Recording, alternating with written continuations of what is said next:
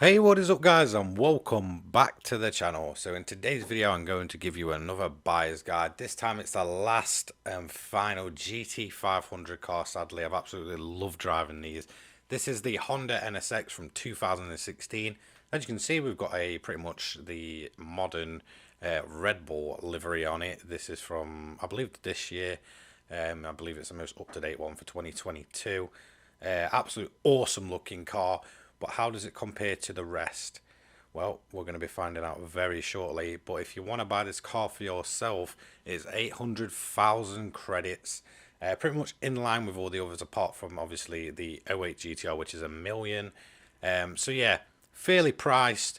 Obviously, performance-wise, we all know by now these GT500 cars are absolutely insane. Have amazing downforce, but they all differ bit by bit, a little bit in performance points and such. But this is the last of the three modern ones we have in the game. So let's get into the lap itself. So whenever I've raced against this car in this game, it's actually been very, very fast over its 1 lap pace. Ridiculously fast, in fact. But it does kind of suffer from, I guess, like long-term racing. It just seems to drop back over the course of longer races. But when it comes to absolute sprinting to the finish, this thing is unbeatable. Always seems to perform very well. So I had quite high hopes for this lap, and I was kind of thinking, oh well, will it be in line with the 08 NSX? And if you remember that video, basically that car ended up being insanely quick, one of the best cars for me in the game, just for the way it looks and feels, but very, very twitchy, and yeah, like to basically act like it was going to kill you. So I kind of thought, like, well, is this 16 version of the NSX going to be the same kind of thing? Obviously it's just a modern day version of it, but no, I was actually pleasantly surprised. It's very, very grippy. It feels very compact compared to the Lexus, I believe it's the RCF, which felt like quite bulky and quite sturdy in the corners, and the GTR felt very agile, but quite like a long, sleek design. Whereas this Honda NSX feels very compact. It feels like you're in a very small space when you're kind of putting these laps in, which is kind of weird, but you kind of get what I mean if you've driven it yourself or if you're going to purchase it after this video. So yeah, I mean, overall, very, very good car actually. Very stable through the corners, able to carry its speed, and I kind of find why it's so good over the course of like a single lap pace. Would I recommend this one over the other two, the more modern ones? When it comes to race pace, probably not. I actually find that the Lexus and the GTR are very good over a race. For some reason, this just seems to possibly suffer with a little bit more tyre wear. So if that's a factor for you and you want to do longer races, I'd recommend the other two over it. But if you're doing a shorter race and it's more like sprinting, the NSX for me is definitely what I'd recommend and the way to go. It just feels so compact, so agile, so quick. And I just feel like it's just a great car overall. And for me, this is definitely an awesome car to kind of end on. Sadly, throughout this lap, we did have an off, but if you don't know how I do these videos, basically I get one run to perfect a lap, and it pretty much puts everything together, not just speed and how possibly quick it is over a lap, but also the drivability of a car, which kind of, makes me rate it. Obviously, this is probably one of the bigger offs I've got, and I feel like it will end up costing it a few places in the end. Obviously, I don't know really too much because I do record these usually a day or two before. So obviously, when I'm coming back to do my commentary, it's all it's basically like I'm going through it fresh. But yeah, I mean, honestly, going through the lap, it felt absolutely fine. It felt planted. It felt quick. Really, really felt like it was just carrying insane speed through the corner. Through all the corners, much kind of more so than any of the other GT500 cars. That includes obviously the older ones, which obviously get put in the GT3 class, or sorry, Group 3 class. These obviously, the rest of them get put in the Group 2 class, so obviously the 08s and the 16 models. But this one just felt top of the bunch when it came to just the way it carries itself through corners, how fast it is, and I'm going to admit, I do remember making that mistake towards the end of the lap, and it is very obvious when I do make it. Yeah, it was pretty much down to maybe pushing just a little bit too hard, and that isn't really too much when it comes to the car. Essentially the car just bombed out. Very low cars these, so when it comes to a little bit of an offset, you really do feel a difference in the way the car moves. Not so much over the curbs, but mainly when it comes to like big elevation changes, on the surface. You can really feel the bumps, and obviously with how the Nürburgring's laid out, I expected if there were going to be a mistake it'd be on the carousel. Turns out no, it was on the little bit towards the end of the lap. Obviously for me this is the toughest section of the track. If a car can nail it through here, then I will be impressed, and it did.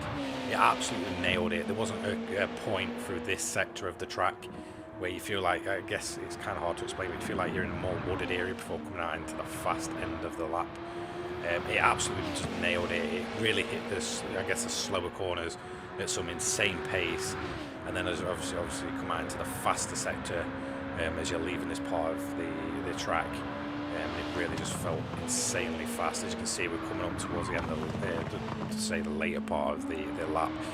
And sadly, this is where my little error is going to happen. As you can see, we just go down here, and as you try and push back up, the car basically just bottoms out, and it kind of sends it straight instead of carrying on the corner.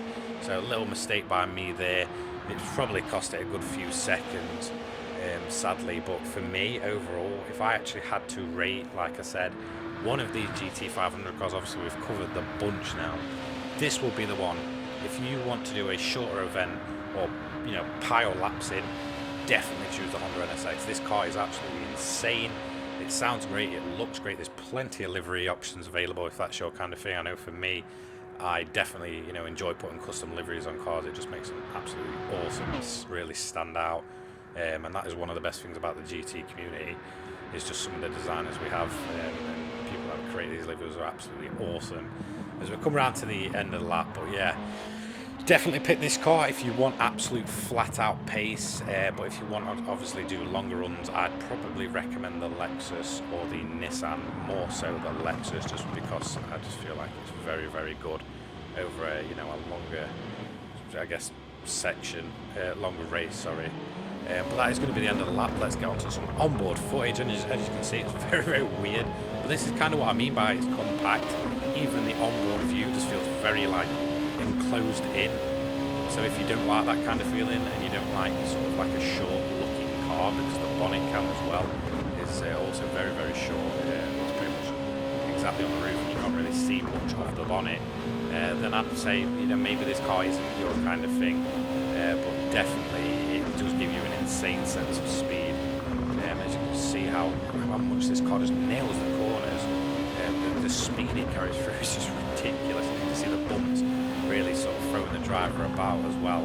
But yeah, I mean, it's pretty awesome. I mean, I love the look of these GT500s on board, all these sort of buttons, the wiring, and such. But yeah, definitely a really weird camera view. I didn't really notice it with the other ones, for them being as kind of insane as these. Sorry, as this Honda. But that's going to be the onboard footage and all the footage we have of the lap. So let's get on to the actual lap times themselves. So as you can see, these are the individual sectors. Not too bad.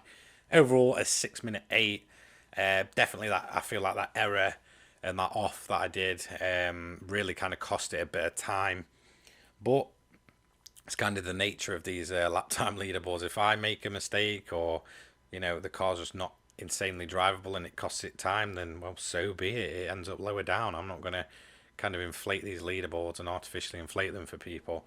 So as you can see, it ends up 6th. Now I do believe it would have been around about a 6.4 or a 6.5, but yeah, I mean, a bit disappointing. Sadly, the offers really cost it, but I do feel like it would have really been up there with the other two, no problem. Obviously RCF actually proving, although it's quite a weighty car, it's actually doing very well in P2, and it is actually the fastest GT500 after we've tested them all.